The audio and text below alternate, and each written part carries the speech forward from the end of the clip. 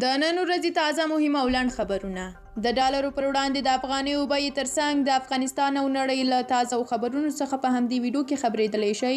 نو ویډیو تر اخره وګورئ. مولوي امان الدین منصور د طالبانو لخوا د هوایي قوا عمومي قومندان وټاکل شو.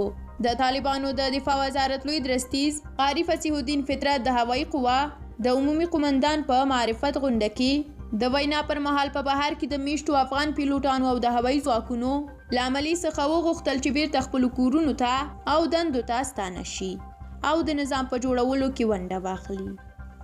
ملالۍ یوسفزۍ د بشري او نجونو د حقونو پالې ملالۍ یوسفزۍ د امریکا د متحده ایالاتو څخه غوښتي دي چې د افغانستان د نجونو او میرمنو قوي ملاتړ دې وکړي. سپینه ماڼۍ سپینې ماڼۍ خبرداری ورکړی دی چې که روسیه په اوکراین یرغل وکړي متحده ایالات به روسیې ته جدي اقتصادي زیان ورسوي او هم به په ختیځه اروپا کې خپل نظامي حضور ډیر کړي.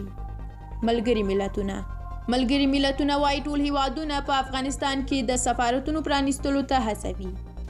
ډالر په کابل کې د سرای شهزاده د معلوماتو په اساس نن سه شنبه یو امریکایي ډالر د افغانیو په مقابل کې 100 افغانۍ ته پورته شو.